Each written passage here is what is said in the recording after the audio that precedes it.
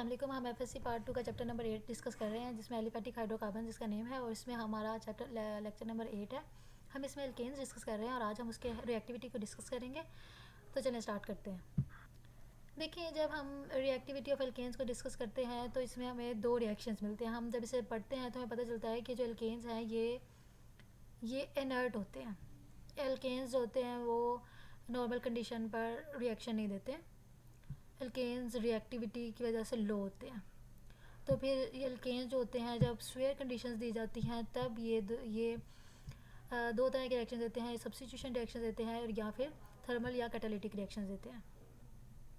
अच्छा, ये दोनों रिएक्शंस हाई टेम्परेचर पे होते हैं और ये दोनों रिएक्शंस के लिए फ्री रेडिकल मैकेनिज्म ही यूज़ होता है। मैं आपको बता चुकी हूँ पहले भी, जो एल्केन्स हैं मेजरली फ्री रेडिकल मैकेनिज्म को फॉलो करते हैं।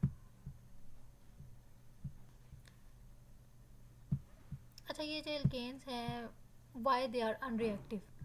एल्केन्स अनरिएक्टिव क्यों होते हैं, या फिर why alkanes require severe conditions for reaction, उसकी दो रीज़न होती हैं। एक तो इसमें होती है एल्केन्स का, मैंने आपको पहले बता चुकी हूँ कि इनके बॉन्ड जो होता है नॉन पोलर होता है। और दूसरा ये जो इनमें सिग्मा बॉन्ड होता है, क्योंकि कार्बन कार्बन के दरमियान सिर्फ सिंगल बॉन्ड होता है, और जो सिंगल बॉन्ड होता है इसका मतलब सिग्मा बॉन्ड है और वो इनर्ट होता है। ये दो रीज़न होती है जिसकी वजह से अल्केन्स इनर्ट होते हैं या अनरिएक्टिव होते हैं, या उनके रिएक्शंस को स्वेयर कंडीशंस रिक्वायर्ड होती हैं। अच्छा, अब ये जो नॉन पोलैरिटी ऑफ बॉन्ड है, इसका क्या मतलब है? देखिए, जो कार्बन जो एल्केन होती हैं या हाइड्रोकार्बन है, वो कार्बन और हाइड्रोजन पे कंसिस्ट कर रहे होते हैं। और एल्केन में पर्टिकुलरली कार्बन में सिंगल बॉन्ड होता है, और कार्बन हाइड्रोजन में तो बिल्कुल ही सिंगल बॉन्ड होता है। अच्छा, अब ये देखें, कार्बन कार्बन का तो बॉन्ड बिल्कुल नॉन पोलर होता है, क्योंकि दोनों की इलेक्ट्रोनेगेटिविटी सेम होती है, दोनों में इलेक्ट्रॉन्स इक्वली डिस्ट्रीब्यूटेड होते हैं बॉन्ड के दरमियान में। लेकिन जो कार्बन की इलेक्ट्रोनेगेटिविटी होती है वो 2.5 होती है, हाइड्रोजन की 2.1 होती है।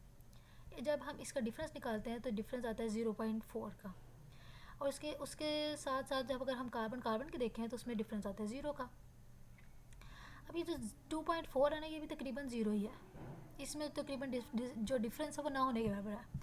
0.4 difference is not as much appreciable, and electron in both carbon and hydrogen and carbon are almost equally shared. दोनों के केसेस में इलेक्ट्रॉन्स जो होते हैं, बॉन्डेड इलेक्ट्रॉन्स जो बॉन्ड पेयर होता है वो तकरीबन इक्वली शेयर्ड होता है, जिसकी वजह से ये बॉन्ड होता है ना, उसमें पोलैरिटी नहीं होती। जिसकी वजह से बॉन्ड नॉन पोलर होता है। इस वजह से कोई भी आयनिक रिएजेंट है वो, चूँकि बॉन्ड नॉन पोलर है, उसमें कोई पोलैरिटी नहीं है, तो फिर कोई भी आयनिक रिएजेंट जो उस पर अटैक ही नहीं कर सकता। ठीक है, या जिसके पास नेगेटिव चार्ज है या पॉजिटिव चार्ज है, वो कोई भी जो अटैकिंग एजेंट होगा उसके ऊपर कोई ना कोई चार्ज तो होगा। ओबियसली वो अटैक कर रहा है तो स्टेबिलिटी चाह रहा है, तो उस पर कोई इतना कोई चार्ज होगा, तो वो कोई भी उस तरह का कोई भी एजेंट इन पर अटैक नहीं कर सकता। ठीक है, एक तो इस वजह से ये इनर्ट होते हैं, इस वजह से ये अनरिएक्टिव होते हैं एल्केन्स के, उनका बॉन्ड होता है वो नॉन पोलर होता है। दूसरी वजह होती है सिग्मा बॉन्ड की इनर्टनेस।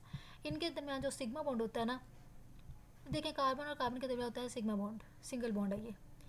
उसमें ये जो बॉन्ड के दो इलेक्ट्रॉन्स होते हैं ना, वो दो न्यूक्लियस में, एक कार्बन या एक हाइड्रोजन के दो एटम के न्यूक्लियस के दरमियान होते हैं। अब ये एक सिंगल इलेक्ट्रॉन होता है ना, वो एक इलेक्ट्रॉन के अंदर, एक न्यूक्लियस के अंदर होता है, लेकिन दो इलेक्ट्रॉन जो बॉन्ड पेयर में है और वो दो एटम के न्यूक्लियाई के दरमियान में होते हैं, जिसकी वजह से ये ज़्यादा टाइटली हेल्ड होते हैं। ठीक है, और जो सिग्मा बॉन्ड होता है उसमें तो इलेक्ट्रॉन्स होते भी दोनों न्यूक्लियस के बिल्कुल दरमियान में है, जिसकी वजह से इलेक्ट्रॉन्स टाइटली होते हैं, बाउंड होते हैं between two nuclei of carbon carbon और कार्बन हाइड्रोजन। तो चूँकि वो इलेक्ट्रॉन्स बहुत टाइटली उसमें जो कह लें कि दोनों न्यूक्लियाई के दरमियान में होते हैं, जिसकी वजह से फ़ौरन जो एजेंट होता है या अटैकिंग एजेंट होता है उसका अटैक बहुत ज़्यादा डिफ़िकल्ट होता है। और दूसरा ये कि वो चूँकि बहुत टाइटली बाउंड होते हैं, इस वजह से उनको ब्रेक करने के लिए, उस बॉन्ड को ब्रेक करने के लिए बहुत ज़्यादा अमाउंट ऑफ एनर्जी रिक्वायर्ड होती है। तो चूँकि बहुत ज़्यादा एनर्जी रिक्वायर्ड होती है और इलेक्ट्रॉन्स इतने विजिबल भी नहीं होते, एक्सपोज्ड भी नहीं होते, जिसकी वजह से sigma bond as whole inert होता है। इसकी वजह से सिग्मा बॉन्ड के इनर्टनेस की वजह से भी एल्केन्स होते हैं वो अनरिएक्टिव होते हैं। अच्छा, अब इसको हम अब ये इसका कॉन्सेप्ट देख चुके हैं। ओवरऑल हमने ये कहा है कि जो रिएक्टिविटी है ना एल्केन्स की, वो इनर्टनेस की तरफ है। और इनर्ट होने की वजह है इनके बॉन्ड में पोलैरिटी नहीं होती, और दूसरा इसमें सिर्फ सिग्मा बॉन्ड होता है और ज़्यादातर इनर्ट होता है। उसकी इनर्ट क्यों होता है? क्योंकि सिग्मा बॉन्ड में इलेक्ट्रॉन दो न्यूक्लियाई के दरमियान में होते हैं। फॉरेन एजेंट इन पर इतना इजीली अटैक नहीं कर सकता, और अगर अटैक करना भी है, इनको सेपरेट करना भी है, तो बहुत ज़्यादा अमाउंट ऑफ एनर्जी रिक्वायर्ड होती है। अब हम बुक रीडिंग की तरफ चलते हैं। Reactivity of alkanes. एल्केन्स को हम और पैराफिन्स भी कहते हैं। पैराफिन का मतलब होता है लिरल, और एफिन्स का मतलब है अफिनिटी। लिरल अफिनिटी का मतलब है कि उनकी अफिनिटी टुवर्ड्स रिएक्शन, रिएक्टिविटी उनके काम होते हैं, ठीक है। They are under ordinary conditions are inert, ये इनर्ट होते हैं towards acid, alkalis, oxidizing and reducing agents, ये तमाम आयनिक रिएजेंट्स होते हैं, इनकी तरफ इनका रिएक्शन जो होता है वो इनर्ट होता है। However they under suitable conditions, alkanes undergo two types of reactions. One is substitution reaction and other one is thermal or catalytic reaction. तो बेसिकली एल्केन्स होते हैं वो पैराफिन होते हैं, अंडर ऑर्डिनरी कंडीशन इनर्ट होते हैं, आयनिक रिएजेंट्स पर वो अटैक नहीं करते, आयनिक रिएजेंट्स उन पर अटैक नहीं कर सकते, उनके साथ रिएक्शन नहीं कर सकते। आयनिक रिएजेंट्स जैसे एसिड है, बेस यानी अल्कली होती हैं। अल्कली और बेस में सिर्फ डिफरेंस होता है कि अल्कली वो बेस को कहते हैं, वो बेस जो वाटर में सोलेबल है उसे अल्कली कहते हैं। तो सारी बेसिस जो होती हैं वाटर में सोलेबल नहीं होती, इस वजह से सारी बेसिस अल्कली नहीं होती। ये मैं वैसे आपको डिफरेंट कॉन्सेप्ट दे रही हूँ कि बेस और अल्कली में डिफरेंस। तो ओवरऑल हम कह सकते हैं कि जो बेसिस एसिड्स हैं, बेसिस हैं या अल्कलीज हैं या ऑक्सीडाइजिंग और रिड्यूसिंग एजेंट्स होते हैं, वो सब आयनिक होते हैं, और आयनिक इनके की तरफ जो ओवरऑल रिएक्शन की तरफ एल्केन्स इनर्ट होते हैं। इस वजह से ये उन एजेंट्स के लिए रिएक्टिव नहीं होते। लेकिन स्वेयर कंडीशंस में अगर हम कंडीशंस रिएक्शन के ज़्यादा कर दें तो फिर ये दो तरह के रिएक्शन देते हैं, एक सब्स्टिट्यूशन और एक थर्मल रिएक्शन है, ठीक हो गया। उसके बाद नेक्स्ट है the reactions take place at higher temperature. और ये सब जो रिएक्शंस हैं ये दो कंडीशन पे होंगे, एक तो हाई टेम्परेचर पे होंगे या फिर एब्जॉर्प्शन ऑफ लाइट पे होंगे। लाइट की एब्जॉर्प्शन पे भी हमें एनर्जी ही मिलती है और हाई टेम्परेचर पे भी एनर्जी ही मिलती है, ठीक है हो गया।